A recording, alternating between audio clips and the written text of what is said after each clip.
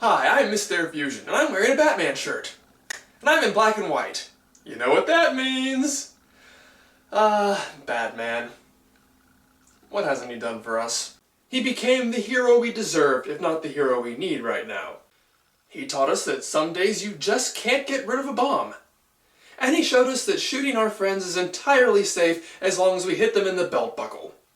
But did you know that Batman and Robin were the true keepers of the flame of democracy? That the final battle for Axis domination was fought in Gotham City?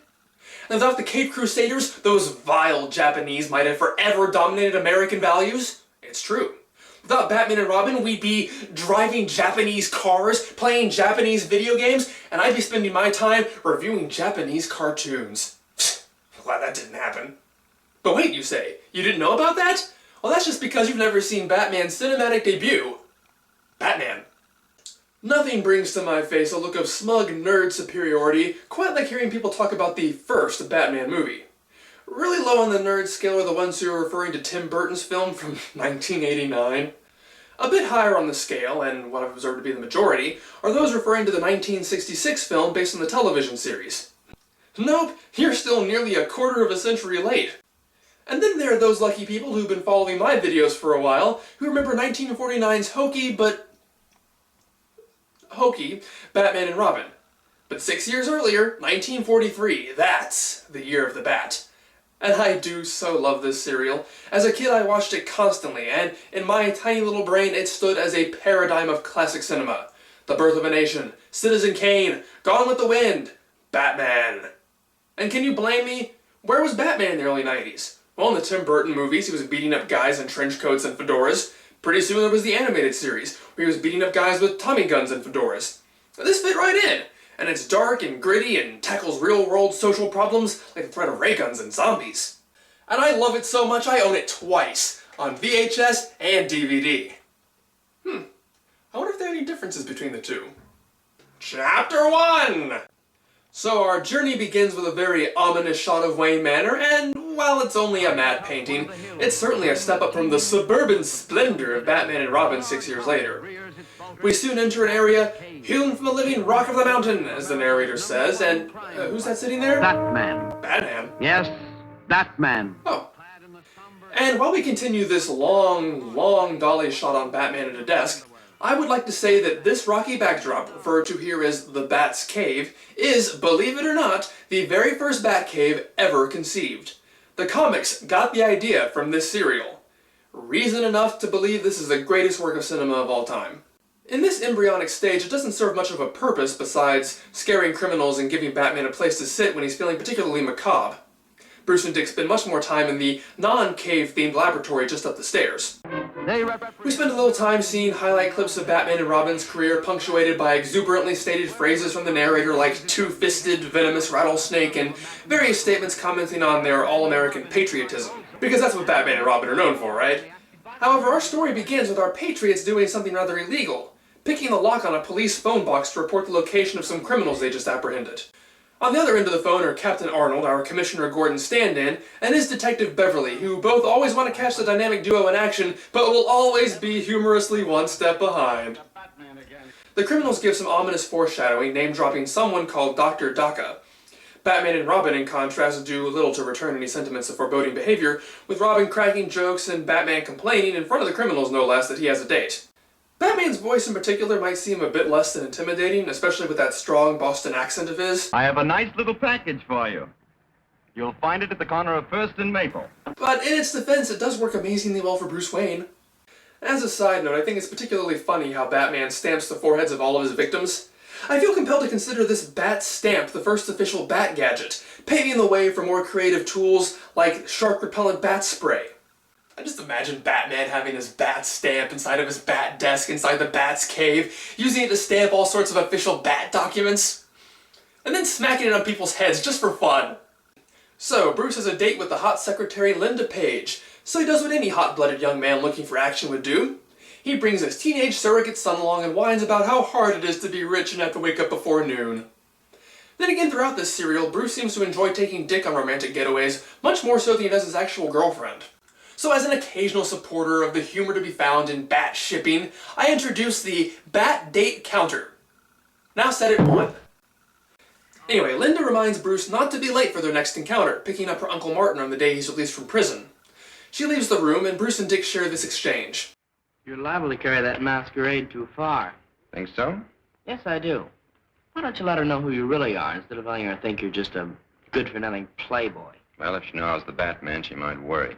Not that she cares anything about me. Besides, on account of our special assignment from Uncle Sam, our success depends on keeping our identity a secret. As a young child, I often missed the point of this exchange, and it took me years to realize that they were actually setting up this version's origin story for Batman and Robin. There are no dead parents, no early vigilantism, nope.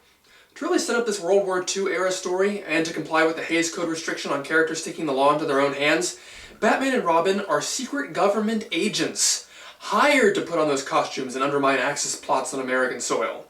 As I said in my Batman and Robin review, I would love to have been a fly on the wall when this was decided. You know, we need to win this war. A man dressed up as a bat.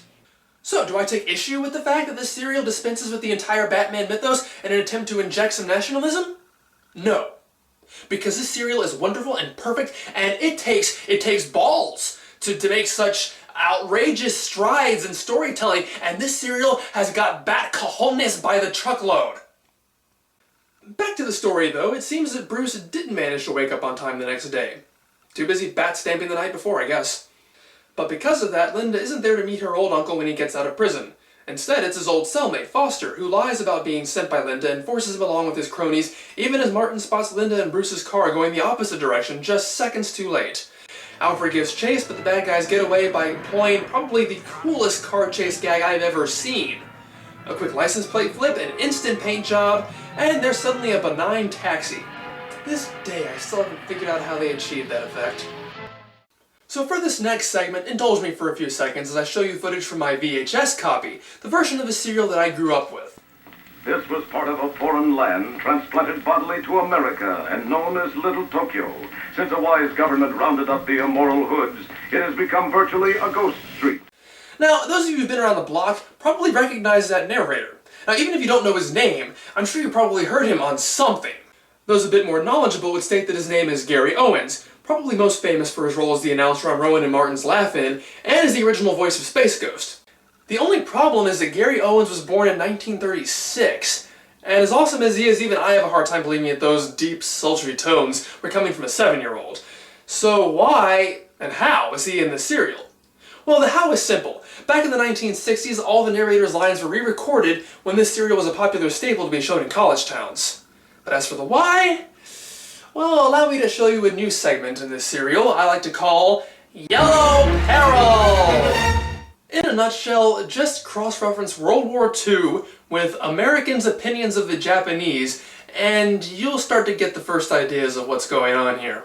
But really, how bad could it possibly be? What was he talking about again? Something about Little Tokyo? And known as Little Tokyo. Since a wise government rounded up the immoral hoods, it has become virtually a ghost street. Well, that doesn't sound so bad. It just sounds like it was a crime-infested slum until the cops cracked down and arrested all the lawbreakers. Yay for law enforcement.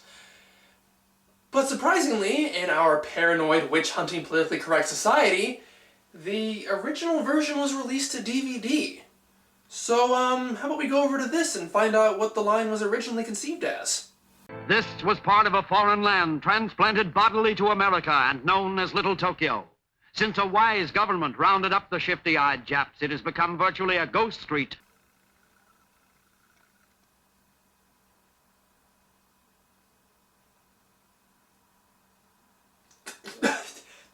Just the term shifty-eyed Jap is laughably racist all on its own. But then when you stop and remember that they're talking about the forced relocation and internment of approximately 110,000 Japanese American citizens, and this is how they describe it! I would expect this to be a parody of racism, but this is how people of the time actually describe this event. Is it any wonder that there is a maniacal Japanese villain camping out here in the only remaining business, the Japanese Cave of Horrors? Wait, what? Yep, part Tunnel of Love, part Wax Museum, all dedicated to showing the barbarism of the Japanese military.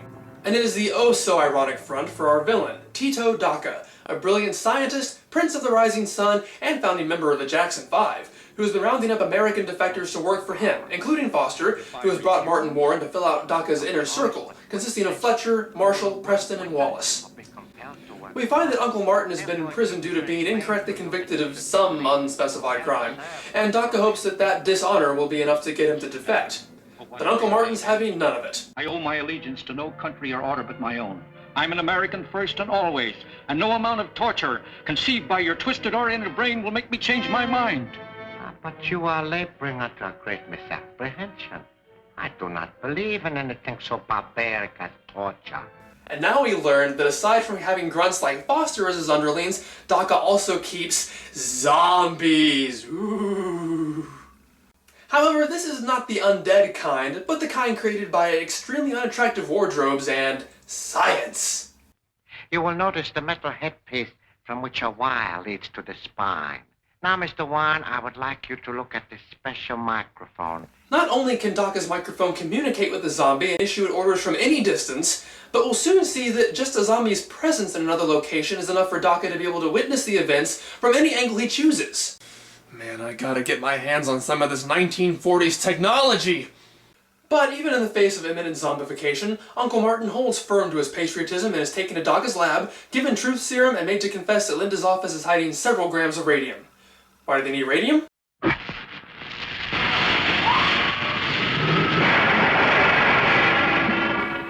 That's why. Daka's ray gun runs on the stuff, so it is a useful thing to have. I still haven't figured out why Linda's office would have a radioactive substance in it. It seems she works for doctors and people did stupidly use that stuff for curative purposes back then, but even if that explains it, I still don't see why it would be in a safe behind a picture. That's just silly. Foster leads the heist and he takes the zombie with him. And for the constitution of a lady of the 1940s, just seeing 3 men in her office is enough to make her scream bloody murder. Unfortunately, at just that time, her boss, Dr. Borden, was supposed to pay her a visit, and even more unfortunately, he mistakes the zombie as someone who won't immediately choke him to death. Turns out he's wrong. But fortunately, Bruce and Dick, who had just been visiting Linda, recognize the men from the car chase and spring into action. Come on, I have an idea the Batman should look into this. And don't forget Robin! That never fails to crack me up. And it's not just the fact that he yelled out his secret identity in broad daylight, but considering the fact that the villains almost unanimously referred to him as that kid who works with the Batman, it really doesn't seem all that surprising that he would feel compelled to yell that, or that he wouldn't fear anyone knowing what he was talking about. The fight breaks out, and if you remember my Batman and Robin review, you'll remember my tradition of pointing out the stunt Robin. There he is! And we're also introduced to Robin's signature style of fighting in this serial. Pouncing. I have to wonder if he learned that move from all those times that Bruce did it to him. But it also seems that Dick picked up the time-honored tradition of the Three Stooges school of fighting, by dodging so the bad guy will punch the wall and then kicking him in the shins while his guard is down. Truly a fighting prodigy the child is. Linda wakes up long enough to call the police, and then, just as the super-strong zombie is about to kill Batman, Daka orders him to stop and... Head and leave the roof. Head and leave the roof. Kill himself. For years, this has always baffled me. Why kill your own zombie? What's the point? It wasn't until this viewing that I realized that I think maybe it was a joke. That Daka was ordering him to get out of there and the zombie just took it too literally. But still, why didn't you wait until Batman was dead to order him off? Regardless, Foster and the other henchmen take the initiative to finish the job and toss Batman off the side of the building and into our very first cliffhanger! Will Daka be able to find his coveted copy of Dragon Box 2? Don't fail to see the next exciting review at this theater next week!